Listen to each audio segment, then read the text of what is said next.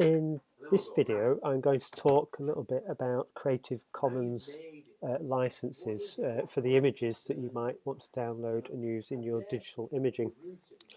It's very brief.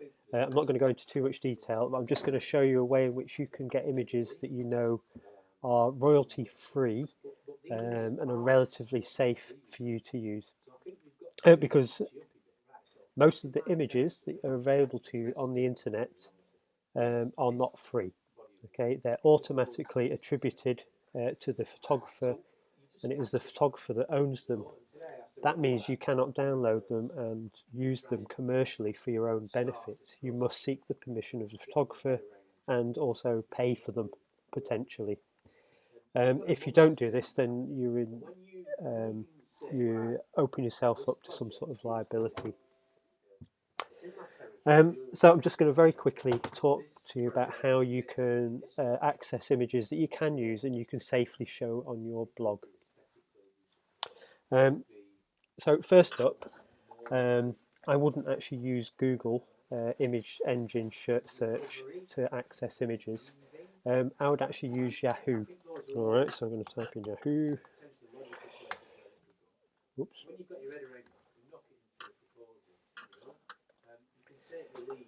Okay, and just in your Yahoo search box, I'm going to put park. Okay, because I want to search for an image of a park that I can place an object into as part of a montage. So I'm going to do a search for a park, and I'm going to click images. Okay, so this is fairly straightforward and fairly similar, to Google Images. All right, if we click on an image, then we can see that the images open up in a similar way to Google. However, most of the images you see here you will not be able to use. Now there are images that you can use, and people have actually added a tag onto those images to say that you can use them. So how do you know this? Well, there's a filter as part of the search engine that will allow you to find images of certain licenses, and this is on the right hand side of our image search engine in Yahoo. So at the moment it says, can you see here, there's a little drop down menu, it says any license. If we click on that, then you can see here we have a number of different uses. Okay, and this is why I like this. Google just says Creative Commons. This actually explains what the different licenses are. So all of these licenses are in the public domain, and you can see here, look, this one, the third one down here, is free to share and use. So you can use this image and you can share it, but you cannot use it commercially. It means you can't sell it.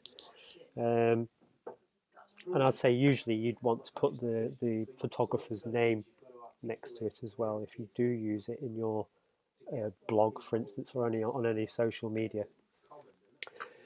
The next one is free to share and use commercially. So this could be, maybe perhaps you could use an image under this as a background image in a website. However, you cannot modify it. Right. Which means you can't edit it in Photoshop, which is what we want to do with our images.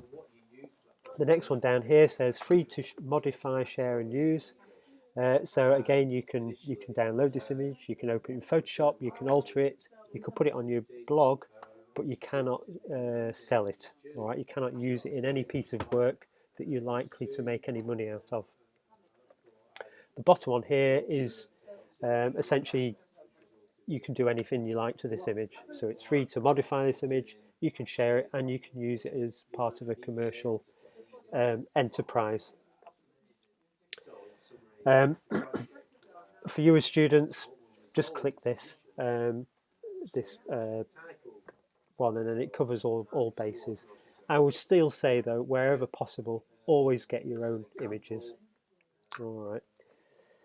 Always make your own images, always take your own images. So I'm going to click this, and when I click this, you'll see that all of these images will change. Okay, so that's change the whole. There's a couple of images that I recognise. However, you can now use these images. Now, I would say if we're utilising images in Photoshop, we also need to ensure that they're of a high enough resolution for them to be usable in your projects. So at the moment, if we click on an image, we have to click on an image first so we can see what size that image is. And you can see here where it says just on the right here, when we click on an image, it actually tells us the size of the image just on the right hand side here. So this image is 1280 pixels by 960 pixels deep. But some of the other images I've noticed here are a lot higher. So this one's 2000 by 1000. Now I would say that if there's any number less than 1000, it's going to be no use to you at all. All right. Now usually when you do this, most of the images are between 500 and 800 pixels on the longest edge. I think it's just lucky that we've happened to have searched for a subject where there's quite a few large images available. So usually we have to search for a little bit until we find an image that's the right image but also the right resolution.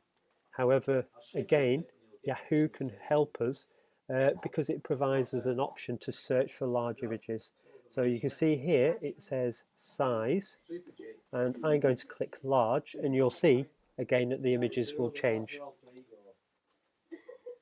Okay.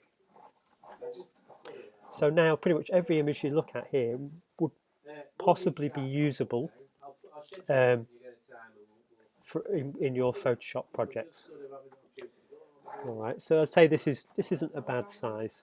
All right. However, we did note before that we've got some fantastic sized images up here. So this image here of a park from Wikipedia is a fantastic size. Look, it's 3000 by 2000 pixels. That would be a fantastic size to use in a Photoshop project. To use your image, you simply click, just get rid of that and that. You simply just click on the image and drag it onto your desktop or into a file. All right, and there you go. And now I can open that in Photoshop. And yeah, that's okay. There we have it, and then we can use this as a background for our next project.